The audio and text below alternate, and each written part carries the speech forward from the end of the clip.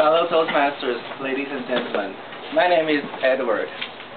Let me tell you a story.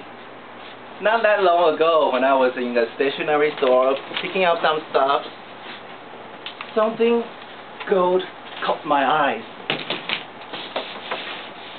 It was an Apollo chocolate bar wrapper.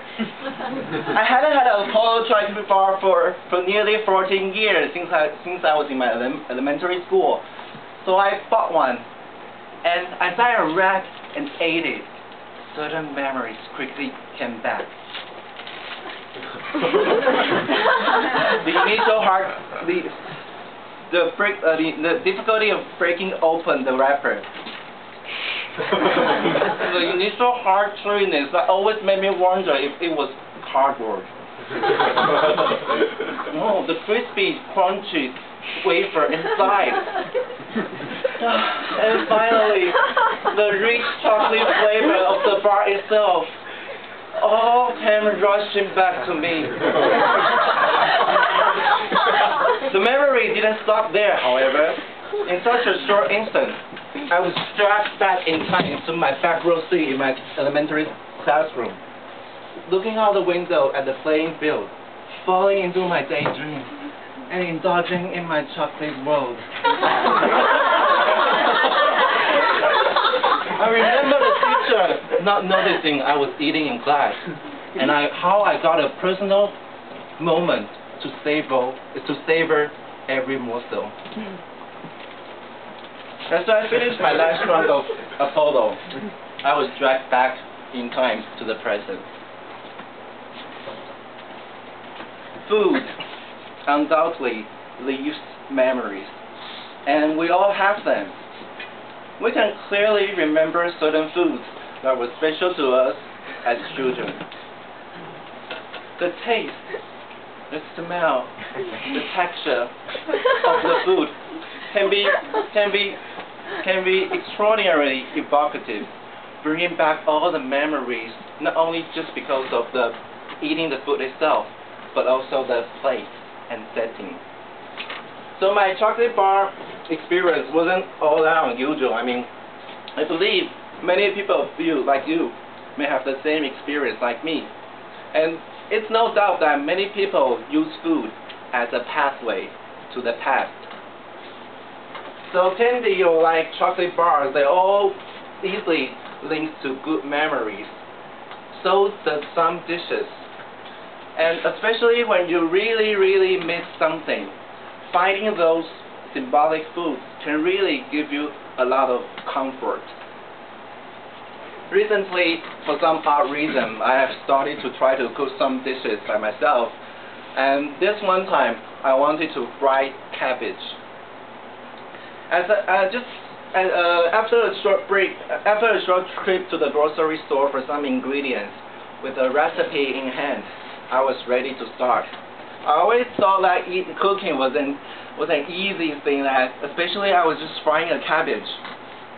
Instead of calling my mom to ask how many oil I have to put in, or how many minutes I have to wait, and so on, all I have to do was just put the cabbage, of course the cabbage, and the some garlic, and just mix them all together. But there was still something I didn't know. Something was missing. The taste was way far from the cabbage that my mom always cooks. I felt sad. I felt sad. What if I can never get that same taste that my mom always cooks? And I think I would never ever want to cook cabbage again. Fortunately, the week before last was Mother's Day, right? I could go back home to spend some time with my family, and I was especially glad that I could spend my whole afternoon in the kitchen with my mom, helping her to do some dishes, helping her prepare food for the dinner. Occasionally, I help her chop some vegetables, and help her wash some fruits, and I stood beside her and then to look how he seasoned the food, how she seasoned the food. And occasionally she made me taste it.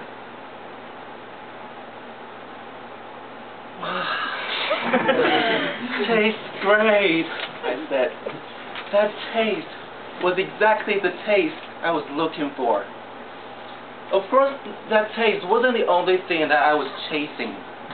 The feeling, the memory of my good old childhood days, sitting beside my mom at the dining table, my mom using her chopsticks to feed me. Just like the photos in an album, lots of memory just raced through my mind.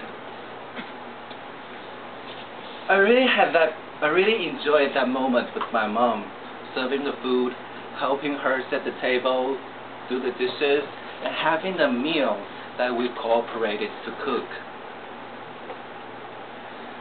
2 days ago, I cooked again. This time, the taste was 50% okay, but I still didn't master the technique